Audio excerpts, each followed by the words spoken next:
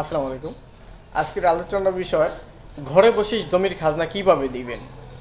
যদি একবার সেই অ্যাকাউন্ট বা সেই নাগরিক যে প্রোফাইল সেই প্রোফাইল যদি করে থাকেন তাহলে সেটা দিয়ে ঘরে বসে কিভাবে খাজনা দেবেন সেই প্রসঙ্গ নিয়ে আলোচনা। তো যাই হোক, সেটার জন্য ক্রোম বা ফায়ারফক্সে গিয়ে land.gov.bd লিখে সার্চ করবেন। সেটা লেখার পরে লেখা আসবে ভূমি তথ্য বাতায়ন, সেখানে ক্লিক করবেন। তারপরে লেখা আসছে নিচের দিকে লেখা আছে মিউটেশন ভূমি উন্নয়ন কর, ভূমির রেকর্ড ও ম্যাপ।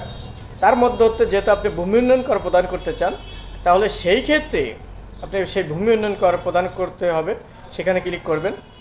তার পরবর্তী পেজে নিয়ে যাবেন, সেখানে লেখা আছে ভূমি উন্নয়ন কর প্রদান, সেটা লেখা আছে সেখানে সেই ভূমি উন্নয়ন কর প্রদান, সেখানে ক্লিক করবেন। সেখানে লেখা আছে সিটিজেন বা নাগরিক, সেটা লেখা আছে। যদি কোনো সংস্থার ক্ষেত্রে হয় তাহলে সংস্থা সিলেক্ট করে দেবেন, আর যদি নাগরিক হয়ে থাকে তাহলে সেইখানে সেই নাগরিক সিলেক্ট করে দেবেন।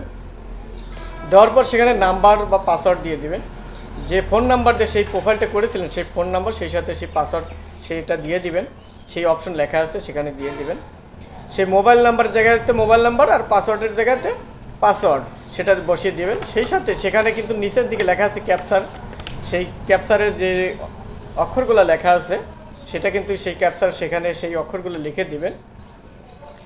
তারপর সেই আপনার এই অ্যাকাউন্টের মধ্যে নিয়ে যাবে। সেই লগ ইন করলে নিয়ে যাওয়ার পর সেখানে লেখা আছে ড্যাশবোর্ড, খতিয়ান, হোল্ডিংয়ের তালিকা, সেখানে সেই হোল্ডিংয়ের তালিকা। সেখানে যদি আপনি একবার অনুমোদন নিয়ে থাকেন তাহলে যদি আপনার পরিশোধিত থাকে তাহলে কিন্তু সেই হোল্ডিংয়ের তালিকাতে আপনাকে ডান দিকে লেখা আছে পরিশোধিত লেখা থাকবে।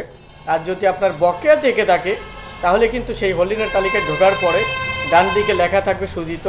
আর যদি সুজিত থাকে লেখা তাহলে কিন্তু সেটার ভূমি উন্নয়ন কর প্রদান করতে পারবেন।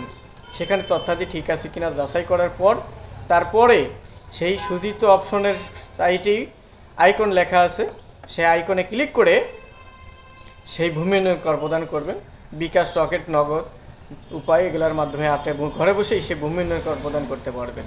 আর যদি আপনার দাখিলার দরকার হয়, যদি আপনার পরিশোধিত থাকে তাহলে কিন্তু সেই দাখিলা অপশনে গিয়ে সেই দাখিলার আপনি গ্রহণ করতে পারবেন বা প্রিন্ট করতে পারবেন। তো যাই হোক, এই ছিল আজকের আলোচনার বিষয়। যারা ঘরে বসে ভূমি উন্নয়ন কর প্রদান করতে চান, যদি আপনার অ্যাকাউন্ট করা থাকে বা প্রোফাইল করা থাকে তাহলে এরকমভাবে ঘরে বসেই আপনার নিজের ভূমি উন্নয়ন কর বা খাজনা নিজেই প্রদান করতে পারবেন। তো যাই হোক, এই ছিল আজকের আলোচনার বিষয়। সবাই ভালো থাকুন, সুস্থ থাকুন। আসসালামু আলাইকুম।